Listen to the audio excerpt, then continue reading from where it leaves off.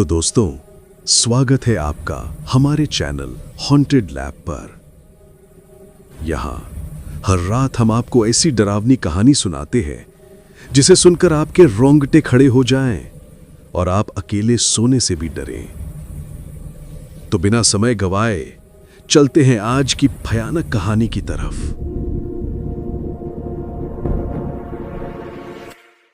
शहर के पुराने हिस्से में एक तंग गली थी जहां दोनों तरफ जर्जर मकान खड़े थे। कुछ के दरवाजे सड़े हुए, कुछ की खिड़कियां टूटी हुईं। गली के आखिरी मोड़ पर एक 2 मंजिला घर खड़ा था जिसकी दीवारें काई से हरी हो चुकी थीं और बैल्कनी पर किसी के रहने का कोई संकेत नहीं था।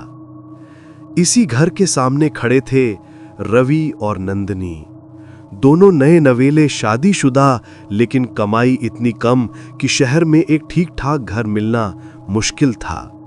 ये घर उन्हें बेहद सस्ते किराए पर मिल रहा था, इसलिए दोनों अंदर जाने को राजी हुए थे। दरवाजा खुद ब खुद किर्र की आवाज के साथ खुला, जैसे वर्षों से किसी हाथ ने उसे नहीं छुआ था। अंदर एक धुंधली रोशनी के साथ मकान मालिक खड़ा था। लंबा, दुबला, बिल्कुल सूखी त्वचा, आंखें धसी हुई पर चमकदार, बाल कंधों तक बिखरे हुए और सबसे अजीब उसकी चाल। वो धीरे धीरे करीब आया, पर जैसे हर कदम में कुछ गड़बड़ थी, कुछ ऐसा जो रवि की नजर से बचा नहीं था। आप मकान मालिक हैं? रवि ने पूछा। मकान मालिक ने मुस्कुराया। मुस्कान में गर्माहट नहीं, कुछ और था, एक तरह का ठंडा अपनापन या छुपा हुआ भूख जैसा भाव। हां, उसने धीमे से कहा, इस घर ने आपको चुना है। ये वाक्य दोनों की रीढ़ में अजीब सी ठंडक भर गया। कमरा सामान्य था, पुरानी लकड़ी के फर्श, कुछ फर्नीचर पर सफेद चादरें चढ़ी हुई थीं, पर घर की हवा में एक अजीब खामोशी थी, इतनी गहरी कि सांसें तक भारी लगें। नंदिनी ने धीरे से पूछा, घर कब से खाली है? मकान मालिक ने सीधे जवाब नहीं दिया। कुछ लोग आए, कुछ रातें रुके, पर घर उन्हें रास नहीं आया, उसने कहा। फिर बहुत ध्यान से, लगभग फुसफुसाहट में, आवाजें उन्हें सोने नहीं देती थीं। रवि ने बात टालते हुए कहा, हम दोनों को घर पसंद है, हम यहीं शिफ्ट हो जाएंगे। मकान मालिक ने सिर हिलाया, धीरे, बेहद धीरे। फिर उसने एक वाक्य बोला जिसने दोनों को बेचैन कर दिया। बस एक बात का ध्यान रखना, रात को घर में ज्यादा घूमना मत, और अगर नींद में कुछ बैठा हुआ महसूस हो तो हिलना मत। नंदिनी ने घबरा कर पूछा, बैठा हुआ मतलब? मकान मालिक मुस्कुराया। मुस्कान हड्डी जैसी थी, तेज, पतली और ठंडी। समझ जाओगे, ये घर अपने मेहमानों को पहली रात में खुद परिचय देता है। उसके बाद वो जाने लगा। उसकी चाल अजीब थी, धीमी और बिल्कुल बिना आवाज की। नंदिनी ने नोट किया, उसके कदम जमीन को छू ही नहीं रहे थे, पर उसने इसे अपनी नजर का भ्रम मान लिया। दरवाजा उसके पीछे खुद बंद हो गया। शाम तक दोनों ने थोड़ा बहुत सामान सेट किया। रात करीब 11 बजे तक घर शांत था, बहुत शांत। नंदिनी ने चाय बनाते हुए कहा, तुम्हें यह घर अजीब नहीं लगता? रवि ने हंसकर कहा, पुराने घरों में ऐसा ही लगता है, कुछ दिन रहेंगे तो सब नॉर्मल लगेगा। पर रवि खुद अंदर से बेचैन था। घर की सीलन भरी दीवारें, लकड़ी की पुरानी गंध और मकान मालिक की अजीब हरकतें, सब कुछ दिमाग में चुभ रहा था। सोने से पहले उसने कमरे का दरवाजा बंद किया, खिड़की के पर्दे खींचे और बत्ती बुझा दी। दोनों लेट गए। कमरा पूरी तरह अंधेरे में डूबा हुआ था। कुछ मिनट बीते ही थे कि घर की लकड़ी वाली छत से हल्की सी टिक टिक टिक की आवाजें आने लगीं। नंदिनी ने फुसफुसाकर कहा, यह क्या है? पुरानी छत है, रवि ने कहा। ठंड में सिकुड़ती है। लेकिन उसके अपने शब्दों में भरोसा नहीं था। आवाजें तेज होने लगीं, अब जैसे कोई छत पर चल रहा हो। ठक ठक ठक, हर कदम भारी, हर कदम जानबूझकर। दोनों सिहर गए। रवि उठने ही वाला था कि आवाज अचानक बंद हो गई। बिल्कुल खामोशी, एकदम घुटने वाला सन्नाटा। फिर अचानक उन्हें लगा जैसे कमरे के बिल्कुल बीच में कोई खड़ा है, कुछ जो हिल नहीं रहा, कुछ जो सांसें ले रहा था, धीमी, भारी, ठंडी सांसें। नंदिनी कांपने लगी। उसने रवि का हाथ पकड़ना चाहा, पर तभी कुछ उसके सीने पर बैठ गया, जैसे किसी अदृश्य चीज का बोझ हो, भारी, ठंडा, दम घोटने वाला दबाव। नंदिनी चीखना चाहती थी पर आवाज नहीं निकल रही थी। हाथ पैर अकड़ गए थे, पूरा शरीर पत्थर हो चुका था। Sleep paralysis. पर यह पैरालिसिस नहीं था, यह कोई था। वो ठीक उसके चेहरे के ऊपर झुका था। नंदिनी उसकी सांसें महसूस कर सकती थी, सड़ी हुई बर्फ जैसी ठंडी हवा। रवि भी अचानक जाग गया। वो पसीने में डूबा हुआ था। उसके सीने पर भी वही भार था। दोनों एक ही समय पर घुट रहे थे, दोनों बोल नहीं पा रहे थे, दोनों के गले से कोई आवाज नहीं निकल रही थी। और तभी कुछ सेकंड्स के बाद दबाव अचानक गायब हो गया। दोनों झटके से उठकर हाँफने लगे। कमरा खाली था, पर दरवाजे पर मकान मालिक खड़ा था, बिल्कुल स्थिर, बिना पलक झपकाए उन्हें घूरता हुआ। उसके पैर फिर से जमीन से कुछ इंच ऊपर थे। कमरे की रोशनी बंद थी, पर उसकी आंखें अंधेरे में चमक रही थीं। रवि कांपती आवाज में बोला, आप यहां इस वक्त? मकान मालिक धीरे से मुस्कुराया। मैं तो सो रहा था। सोते हुए कोई उठ जाए तो मैं देख लेता हूं। आर्या के हाथ कांप रहे थे। उसने पूछा, आपके पैर? क्या आप? मकान मालिक ने बीच में ही कहा, अच्छी नींद आई ना? घर ने आपको छू कर देखा है, अब ये आपको अपने लोग मानने लगेगा। उसके बाद वो बिना कोई आवाज किए मुड़ा, सिर्फ मुड़ा नहीं, फिसला जैसे हवा में, और फिर गलियारे की अंधेरी ओर गायब हो गया। दरवाजा पीछे से खुद बंद हो गया। रवि और आर्या एक दूसरे को देख रहे थे। दोनों के चेहरे पे वही डर। वो अभी सिर्फ पहली रात थी और घर ने उन्हें छू लिया था। पहली रात के बाद रवि और नंदिनी दोनों ही टूट चुके थे। सुबह होते ही कमरे में रोशनी फैली तो कमरा सामान्य लगा, जैसे कुछ हुआ ही ना हो। पर दोनों के चेहरों पर नींद से ज्यादा दहशत की गहरी रेखाएं थीं। नंदिनी ने धीरे से कहा, रवि, हम यहां नहीं रह सकते। रवि खुद अंदर से सहमा हुआ था, लेकिन उसके अहंकार, पैसे की कमी और मकान मिल जाने की राहत ने उसे जिद्दी बना दिया था। नंदिनी, शायद ये सब हमारा वहम हो, थकान में से महसूस होता है। नंदिनी ने उसकी ओर देखा। उसकी आंखों में नींद नहीं, भय था। वहम नहीं रवि, वो चीज मेरे ऊपर बैठी थी, ये सपने जैसा नहीं था। रवि चुप हो गया। वो जानता था नंदिनी झूठ नहीं बोलती, और सच तो ये था कि वही दबाव उसने भी महसूस किया था। पर दोनों में से कोई भी इतनी जल्दी हार मानने को तैयार नहीं था। नाश्ता बनाते समय नंदिनी का ध्यान बार बार घर की दीवारों पर जाता। ऐसा लगता था जैसे दीवारें सांस ले रही हों। छोटी छोटी दरारें रात में और गहरी हो जाती थीं और सुबह हल्की। लकड़ी का फर्श खुद ब खुद हल्की हल्की आवाज करता, जैसे उस पर कोई रेंगता हो। नंदिनी ने एक कोने में झाड़ू लगाया तो वहां से कोई पुराना पीला पड़ा कागज निकल आया।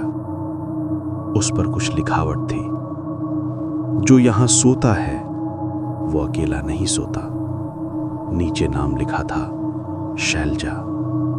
नंदिनी का दिल जोरों से धड़कने लगा। यह नाम उसने कल रात फोटो में सुना था, मकान मालिक की पत्नी। वो कागज कमोड के पीछे फेंकने ही वाली थी कि पीछे से आवाज आई, ये मत फेंको, वो देख रही होती है। नंदिनी ने हड़बड़ाकर मुड़कर देखा। मकान मालिक रसोई के दरवाजे पर खड़ा था। वो मुस्कुरा रहा था और उसके पैर आज भी जमीन को नहीं छू रहे थे। वो बिना आवाज किए रसोई में घुस आया, जैसे हवा में तैरता हुआ। कैसी रही रात, नंदिनी? उसका नाम लेते समय उसकी आवाज में एक अजीब ठंडक थी, जैसे वो पहले से जानता था कि रात को क्या हुआ। नंदिनी ने खुद को संभालते हुए कहा, हमें यहाँ कुछ अजीब लगता है, घर से आवाजें आती हैं। मकान मालिक ने गर्दन हल्की तिरछी की। घर जिंदा चीज है, रोता है, हंसता है, कभी कभी दबाता भी है। उसकी आंखें नंदिनी के चेहरे पर जम गईं। पर चिंता मत करो, पहली रात किसी को नहीं लेता, पहली रात तो बस छूता है। नंदिनी डर से पीछे हट गई। उसकी नजर अब हट ही नहीं रही थी मकान मालिक के पैरों पर। वे आज भी हवा में थे। रवि कसरी में आया तो मकान मालिक उसकी ओर मुड़ा। कैसा रहा?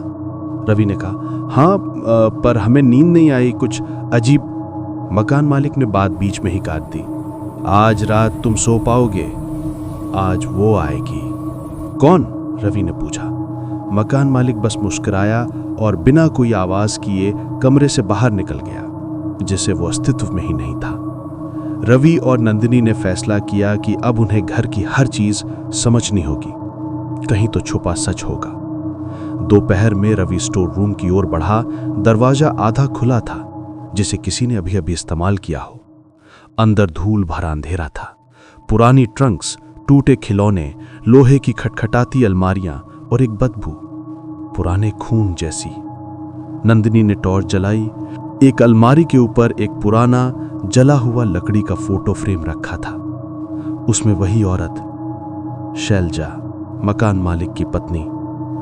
चेहरे पर उदासी नहीं, खालिस खालीपन, आंखों में कोई रोशनी नहीं। और फोटो के कोने पर काले मार्कर से लिखा था, ये घर सोता नहीं, ये अपनी भूख मिटाता है। रवि ने गहरी सांस ली।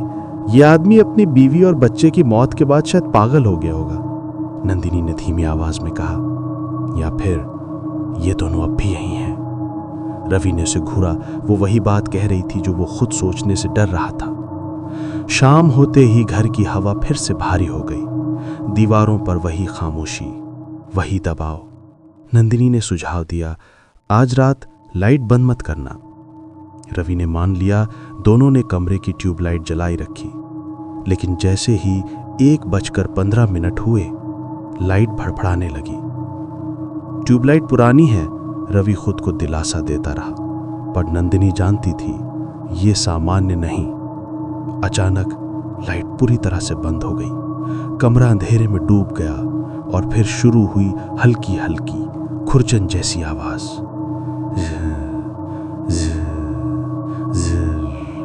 जैसे कोई दीवार के अंदर से नाखून रगड़ रहा हो। फिर बेड के नीचे से धीमी रेंगती हुई सांसें।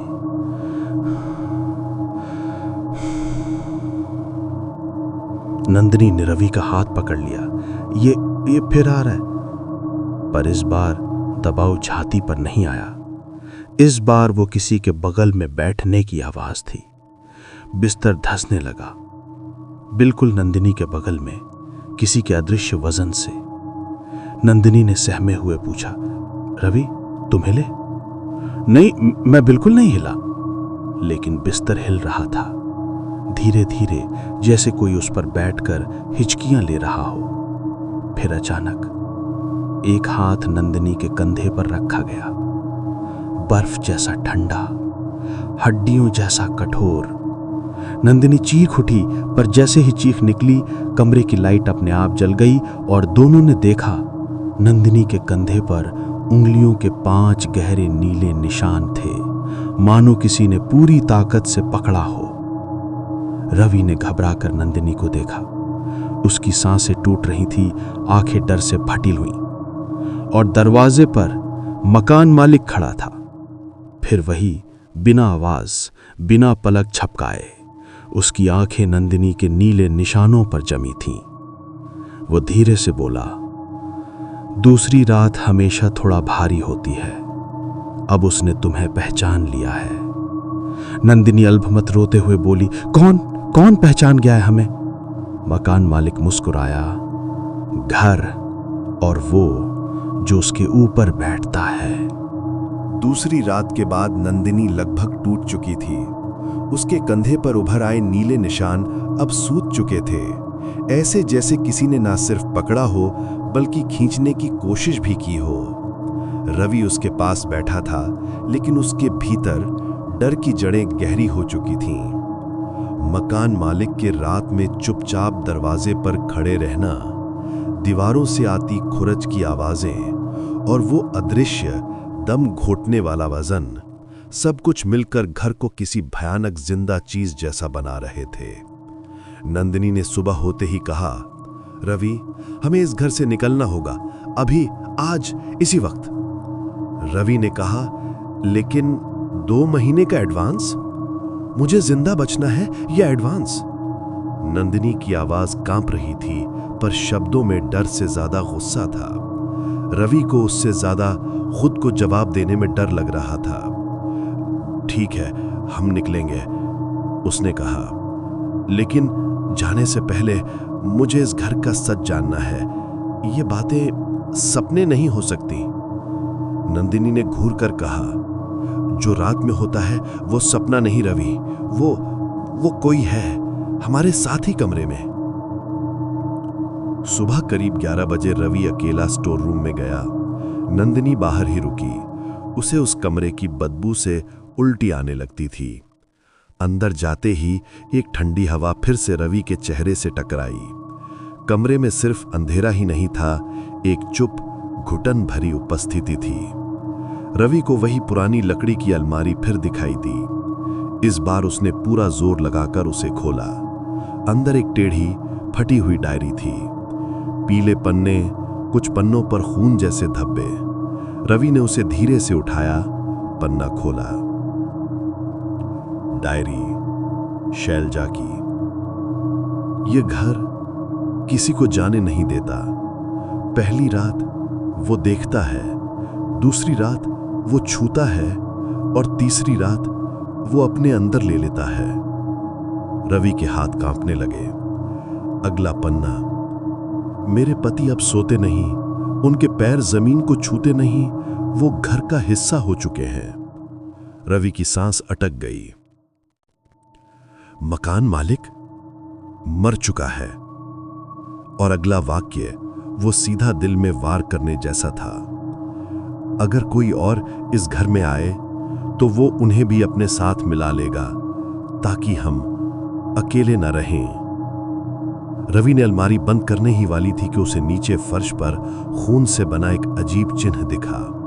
वो किसी अनजाने निशान जैसा था, जैसे 5 उंगलियों से दीवार पर खून घसीट कर बनाया गया हो। निशान के नीचे लिखा था, नींद उनका दरवाजा है, सांस उनका रास्ता और सीना उनका बैठने की जगह। अचानक पीछे से सन्नाटे को चीरती आवाज आई। कुछ मिला? रवि ने देखा, दरवाजे पर मकान मालिक खड़ा था। आज उसका चेहरा पहले से ज्यादा पीला था और आंखें गहरी, खोखली, जैसे उनमें कोई तैर रहा हो।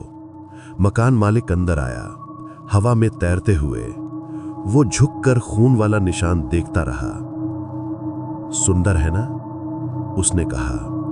रवि डर के मारे पीछे हट गया। ये क्या है?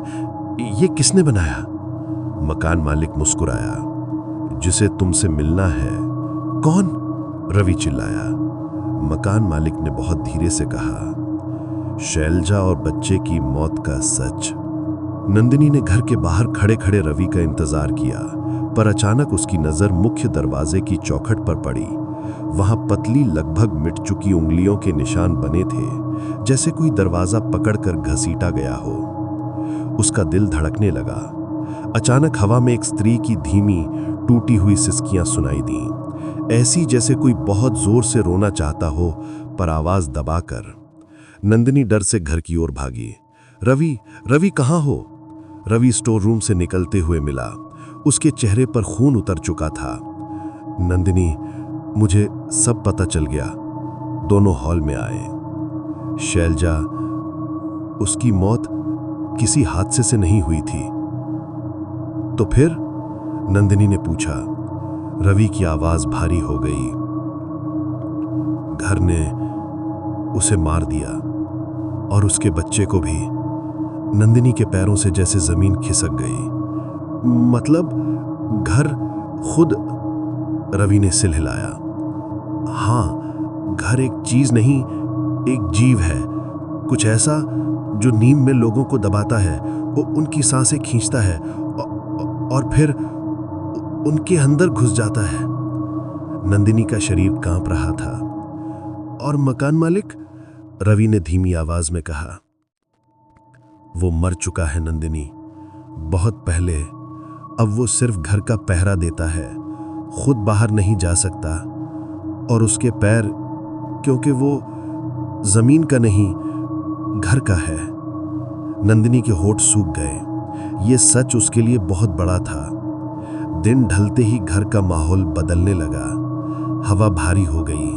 दीवारों से अजीब कंपन आने लगी, जैसे घर भीतर से सांस ले रहा हो। नंदिनी ने कहा, हमें अभी निकलना होगा, अभी।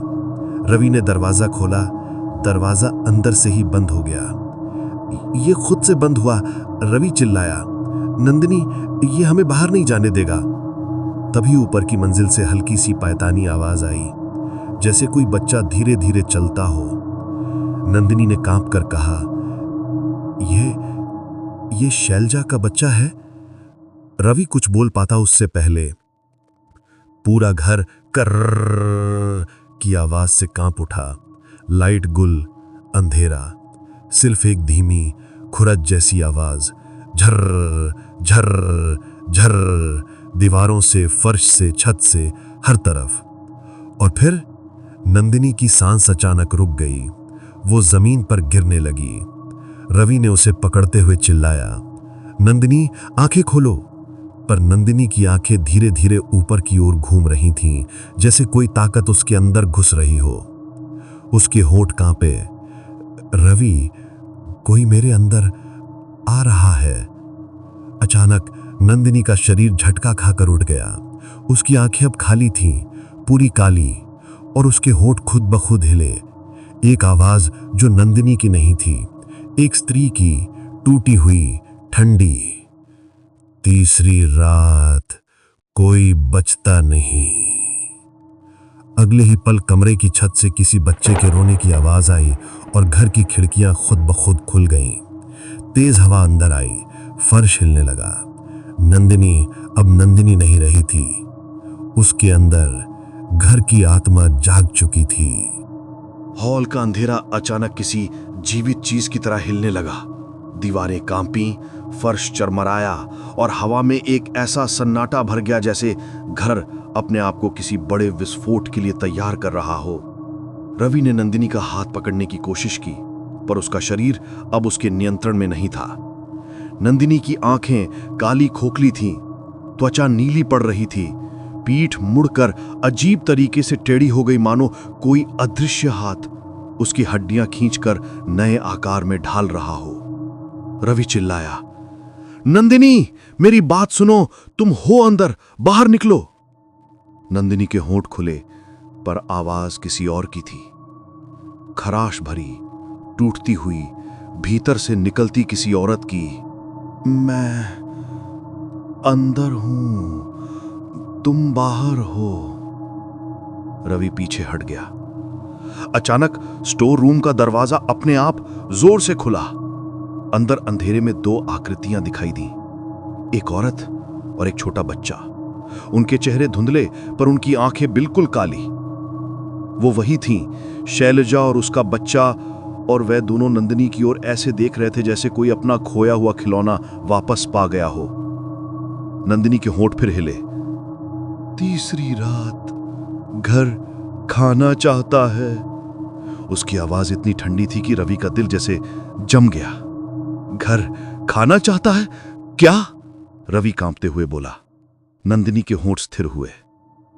फिर धीमे धीमे, बिल्कुल सन्नाटे में, सांसें। रवि का दिल जोर से धड़का। किसकी सांसें? नंदिनी धीरे धीरे उसकी ओर मुड़ी। उसकी आंखें पूरी तरह काली थीं, लेकिन उसके चेहरे पर मुस्कान थी, एक मृत टूटी हुई मुस्कान। तुम्हारी। रवि का खून जम गया और उसी पल मकान मालिक अंधेरे से निकलकर उनके बीच आ गया। उसकी चाल पहले से भी ज्यादा अजीब थी, जैसे उसका शरीर हवा में तैर रहा हो लेकिन एक धागे से लटका हो। आंखें पूरी सफेद, चेहरा खिंचा हुआ। उसने हाथ उठाया और उसके हाथ हवा में धुएं की तरह फैल गए। बस, उसने कहा, वो तैयार है, घर पूरी तरह जाग चुका है। शैलजा की आत्मा हॉल के कोने में स्थिर खड़ी थी। अब वह धीरे धीरे नंदिनी के पीछे आ गई। उसका बच्चा नंदिनी के पैरों के पास रेंगने लगा, फर्श पर खून की लकीरें छोड़ते हुए। रवि ने चिल्लाया, तुम लोग क्या चाहते हो? हमसे क्यों? मकान मालिक एक अजीब मुस्कान के साथ बोला, घर को पूरा परिवार चाहिए ताकि कोई अकेला ना रहे। रवि स्तब्ध, पर हम तो दो ही लोग हैं। मकान मालिक ने अपनी गर्दन पीछे मोड़ी। एक अजीब क्रैक जैसी आवाज हुई, फिर बेहद ठंडी आवाज में बोला, नहीं, अब तुम 3 लोग हो। रवि ने डर से नंदिनी की ओर देखा। नंदिनी के पेट पर हल्की उभरती लहर दिखाई दी, जैसे कोई अंदर से हिल रहा हो। रवि का दिमाग सुन्न हो गया। नंदिनी, तुम प्रेग्नेंट हो? नंदिनी की खाली काली आंखों से आंसू बहने लगे, लेकिन आवाज घर की थी। यही तो चाहिए था। शैलजा की सच्चाई सामने आती है। शैलजा धीरे धीरे आगे बढ़ी। उसका चेहरा अब साफ था। वह एक मरी हुई महिला नहीं लग रही थी, बल्कि एक ऐसी मां जो जिंदगी भर किसी इंतजार में थी। उसने नंदिनी के गाल पर हाथ रखा और नंदिनी का चेहरा चमकने लगा। रवि चिल्लाया, क्या कर रही हो तुम? उसे छोड़ दो। शैलजा ने उसकी ओर देखा। पहली बार बिना डरावनी आंखों के उसकी आंखों में सिर्फ पीड़ा थी। उसने कहा, तुम्हें नहीं पता मेरे साथ क्या हुआ था? रवि कांपती हुई आवाज में बोला, बताओ क्या हुआ था? शैलजा ने धीरे से कहा, घर ने पहले मेरी सांसें ली, फिर मेरे पति की, फिर मेरे बच्चे की। तो तुम हमें क्यों मरवाना चाहती हो? रवि चिल्लाया। शैलजा की आंख से आंसू गिरा, पर आंसू काले थे, क्योंकि हम अकेले हैं और घर अकेले को सहन नहीं करता। अचानक फर्श जोर से हिलने लगा। दरवाजे बंद, खिड़कियां खुद खुलकर चटकने लगी, छत से धूल टूटकर गिरने लगी। घर की दीवारों से हवा नहीं, सांसें निकल रही थीं, धीमी, भारी, भूखे सांसें। कमरे में एक पूरा तूफान उठ चुका था। रवि ने नंदिनी को पकड़ने की कोशिश की, लेकिन हवा इतनी भारी हो चुकी थी जैसे उसका शरीर जमीन से चिपक गया हो। फर्श से काले हाथ उभरने लगे, लंबी टेढ़ी उंगलियां।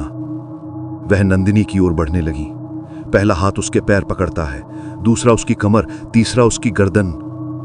रवि चीखता रहा, नंदिनी, नंदिनी, उसकी पकड़ से बाहर निकलो।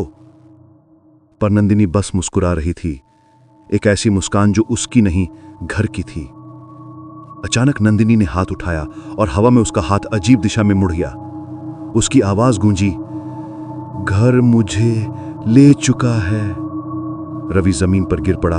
उसके हाथ में खून आ गया, क्योंकि वह फर्श पकड़कर कोशिश कर रहा था कि नंदिनी को खींच ले जाए, पर उस पर कोई असर नहीं। उसका शरीर अब इंसानी वजन जैसा नहीं था, जैसे हवा और छाया का मिश्रण बन चुका हो। मकान मालिक धीरे धीरे अपने चेहरे को छूने लगा और उसकी त्वचा छिलने लगी। चेहरे की त्वचा हवा में पाउडर की तरह उड़ने लगी। उसके नीचे एक हड्डी जैसा चेहरा था, बिना मांस के, बिना आंखों के, सिर्फ काली गहराई। उसने हाथ फैलाया, तीसरी रात पूरी होने वाली है। रवि ने डर से कांपकर पूछा, तीसरी रात में होता क्या है? मकान मालिक पीछे मुड़ा और पूरा घर जैसे जीवित होकर उसके पीछे खड़ा हो गया। उसकी आवाज गूंजी, तीसरी रात घर नया परिवार निगल लेता है। रवि ने नंदिनी को देखा। अब उसके पेट पर अजीब काली लकीरें उभर रही थीं, जैसे घर उसके अंदर भी बढ़ रहा हो।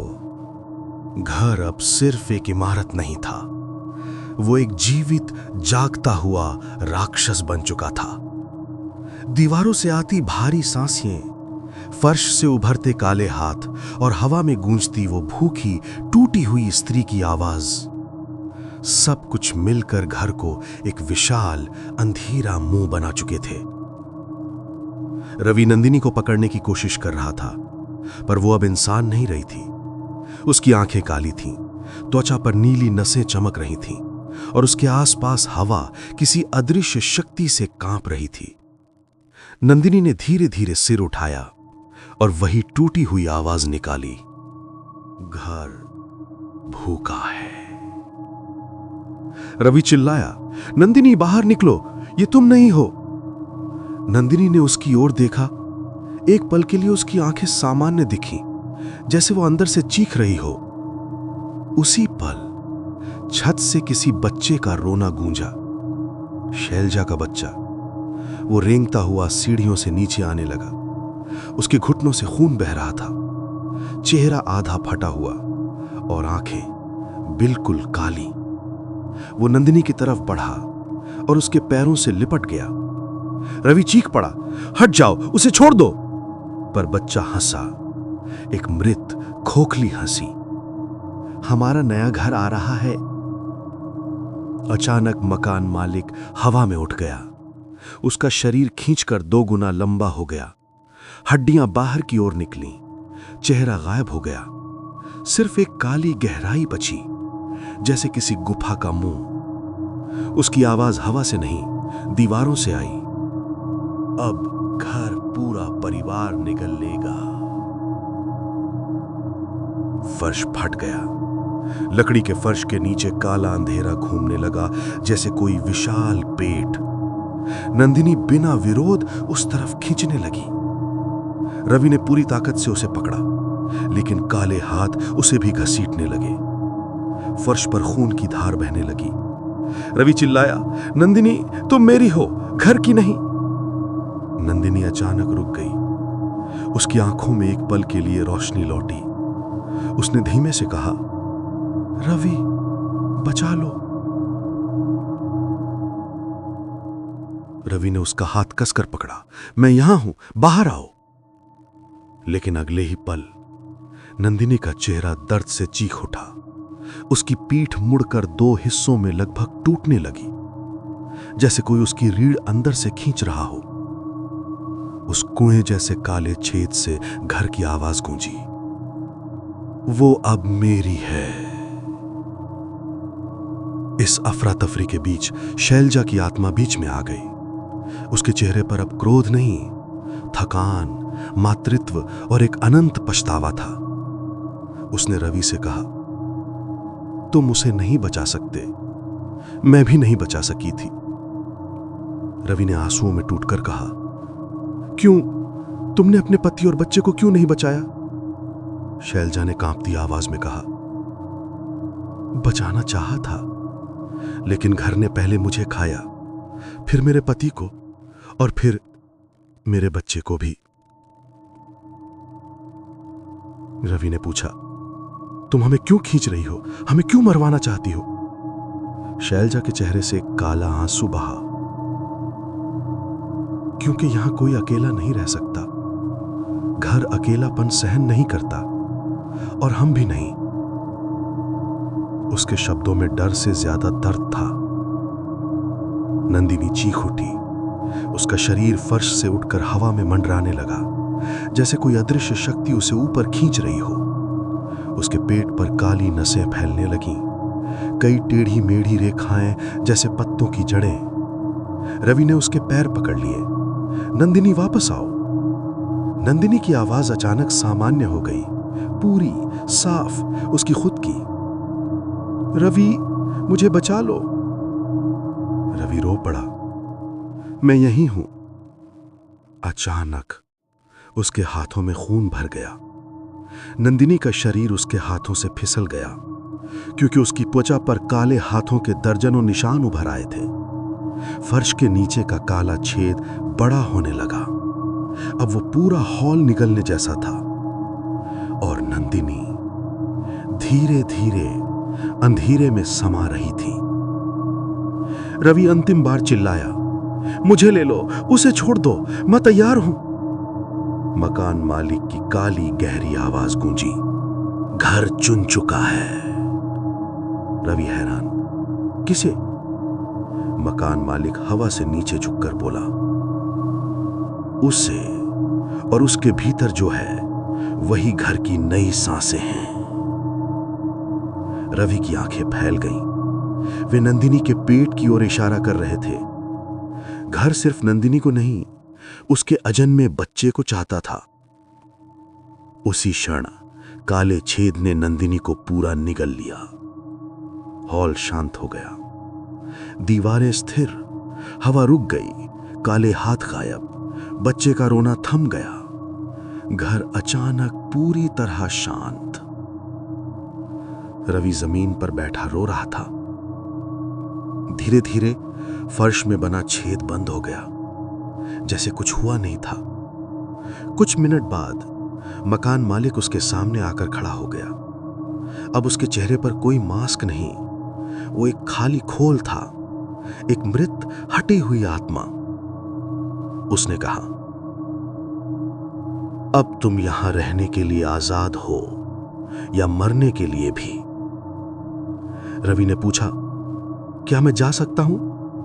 मकान मालिक मुस्कुराया, हां, घर को तुमसे नहीं, उससे काम था। रवि लड़खड़ाता हुआ बाहर निकल गया। दरवाजा अपने आप खुला, वो सड़क पर आ गया। घर शांत खड़ा था, जैसे एक सामान्य घर। जब रवि सड़क के दूसरी ओर पहुंचा, घर की खिड़की में एक चेहरा दिखा, नंदिनी का।